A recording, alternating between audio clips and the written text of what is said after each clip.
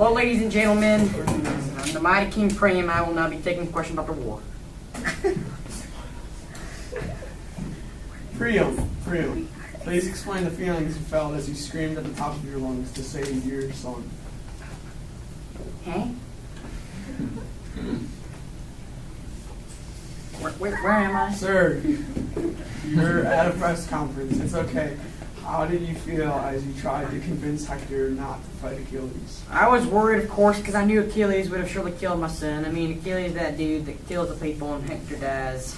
I knew he was going in badly for Hector. I could feel it in my veins, but I had to try and warn my son, because what kind of father would I be if I did not? What would you say to convince Hector to come inside the walls? I did tell him that he would surely have died at the hands of the merciless Achilles. I said that many of my sons have been killed by this man, but he would not budge, that stubborn old whippersnapper. Then again, he never actually did listen to me. He always thought he was the man in charge, but I'm like 80 years old. I think I know what's best. He should have listened to me. How was your relationship with Hector? Well, he was always the special child in my eyes. He was always the fastest and the strongest and best of my chillins. He was even the heir to my throne. I love that child. He was a great leader, but a stupid one at times. He tried to fight Achilles all by his lone nose. Wait, I already told you that, didn't I?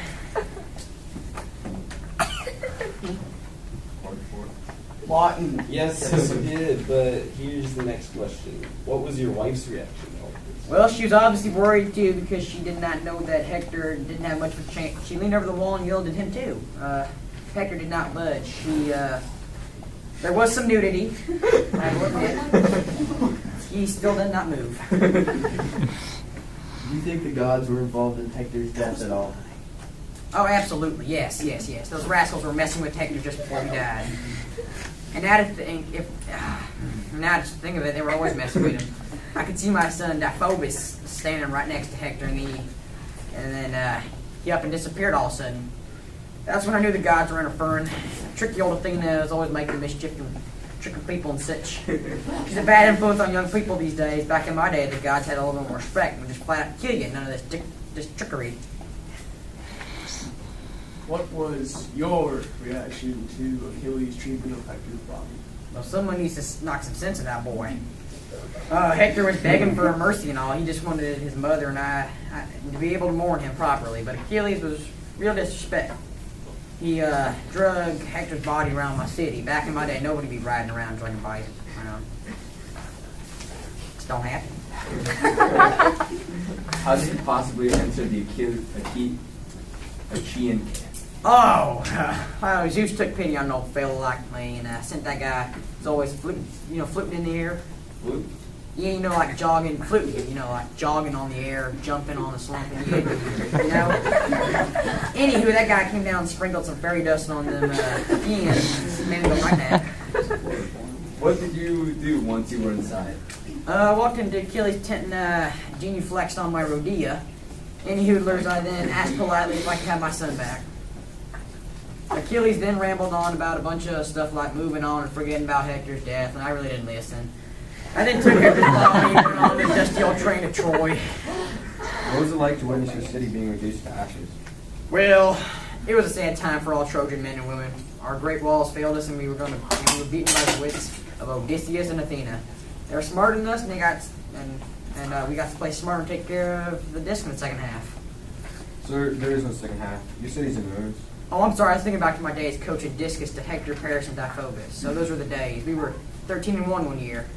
And only lost to Ethiopia. And I swear that disc was in bounds. Anyway, what's your horse? I was very sad and I left my heart and I had lost everything. Next question. What was it like in the temple with Pyrrhus? Oh, well, that's that part of the story is quite interesting. So me and my other son, what was his name? Paulides. Oh yeah, Paulides. So I have a lot of sons, and all their names are so similar. Anyway, Paulides and me are seeking refuge in Zeus's temple when Pyrrhus, who by the way is Achilles' son, came in and started killing everybody. After he killed my son, I threw my spear at him. I'm out of practice. I need to visit the local gym more. So I missed him. He then walks over to me, drags me to the altar and killed me. If you're dead, if you're dead, then how are you eating? Well, Zeus always allows post-death conferences when someone's killed in his temple. I also think he wants me to get some good publicity for Troy. But don't tell him I said that. Final question, Priam. I'm getting sick of all y'all microphone people.